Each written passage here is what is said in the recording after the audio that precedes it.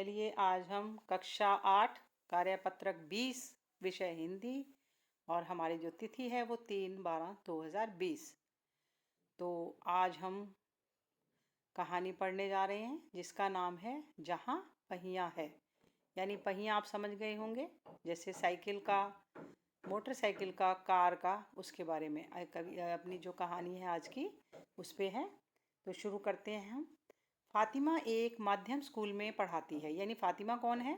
वो स्कूल में पढ़ाती है और उन्हें साइकिल चलाने का ऐसा चाव लगा है कि हर शाम आधे घंटे के लिए वो किराए पर साइकिल लेती है और एक नई साइकिल खरीदने की उसकी हैसियत नहीं है।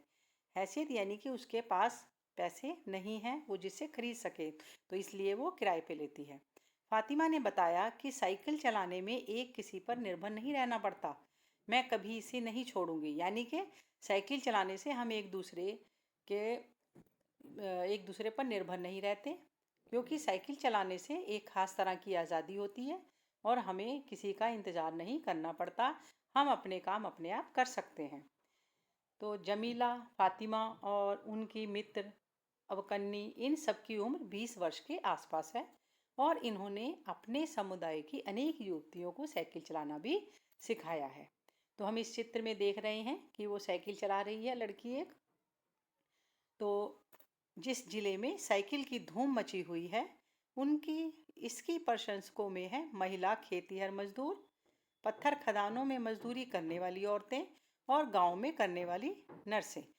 तो ये ध्यान रखेंगे, महिला जो खेतों में काम करती हैं वो मजदूर हैं। जो पहले तो खेतों में काम करने वाली महिलाएं, फिर उसके बाद पत्थर तोड़ती हैं खदानों में वो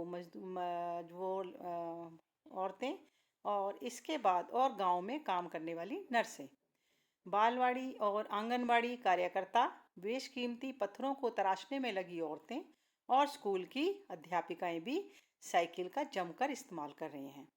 ग्राम सेविकाएं भी हैं और दोपहर का भोजन पहुंचाने वाली औरतें भी पीछे नहीं है। यानी ये सब लोग साइकिल चलाते हैं। सबसे बड़ी संख्या उन लोगों की है जो अभी नवसाक्षर हुई है। नवसाक्षर मैंने अभी अभी उन्होंने चलाना सीखा है। जिस किसी नवसाक्षर अथवा नई नई साइकिल चलाने वाली महिला से मैंने बातचीत की, उसने साइकिल चलाने और अपनी व्यक्तिगत आज़ादी के बीच एक सीधा संबंध बताया। साइकिल आंदोलन की एक अगुआ का कहना, अगुआ मैंने जिसने ये शुरू किया, मुख्य बात यह है कि इस आंदोलन में महिलाओं को बहुत आत्मविश्वास प्रदान किया। महत्वपूर्ण यह है कि इसमें पुरुषों पर उनकी निर्भरता कम कर दी। सबसे पहले क्या हुआ? आत्मविश्वास उनका बना, और दूसरा पुरुषों पर वो जो निर्भर रहती थी काम करने के लिए वो भी कम हो गया। अब हम प्राय देखते हैं कि कोई औरत अपनी साइकिल पर 4 किलोमीटर तक की दूरी आसानी से तय करके पानी ले आती है। कभी कभी साथ में उसके बच्चे भी होते हैं। यहाँ तक कि साइकिल से दूसरे स्थानों से सामान ढोने की व्यवस्था भी खुद ही की जा सकती है। लेकिन यकीन मानिए, जब इन्होंने साइकिल चलाना शुरू किया था तो इन पर लोगों ने जमकर प्रहार किया, जिसे इन्हें झेलना पड़ा। गंदी गंदी टिप्पणियां भी की गई, लेकिन धीरे धीरे साइकिल चलाने को सामाजिक स्वीकृति मिली, इसलिए महिलाओं ने इसे अपना लिया। तो बेटा ये हमने साइकिल के बारे में पढ़ा कि किस तरह से औरतों की जो आज़ादी थी वो वापस आई, वो दूसरों पर उन्होंने निर्भर रहना कम कर दिया। सबसे पहला गद्यांश हमने पढ़ा। इसमें कुछ शब्दार्थ हैं जैसे कि चाव, शौक, हैसियत, औकात, इस्तेमाल, प्रयोग, अगुआ, आगे चलने वाला। तो ये आप सब इसको देखेंगे ध्यान से, और इसमें कुछ प्रश्न है जो उनके उत्तर आपने लिखने हैं। पहला है, पुडुकोट्टई जिले में साइकिल का इस्तेमाल कौन कौन सी महिलाएं करती थी, जिस पे हमने ज़्यादा जोर दिया था अभी, तो आप उनके नाम लिखेंगे सबके।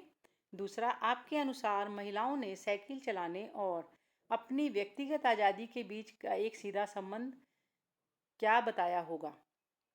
तीसरा है, पुडुकोट्टई की महिलाओं में साइकिल चलाने से आत्मविश्वास व आत्मनिर्भरता कैसे आई होगी, कल्पना करके बताइए।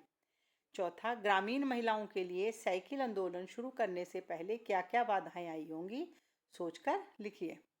5वां आपका जो क्वेश्चन है लास्ट वाला, वो आपकी एक गतिविधि है और इसको आपने करना है। यदि पहिया ना होता तो क्या होता, कल्पना करके अपने घर में बड़ों से सहायता लेकर आपने इसको लिखना है।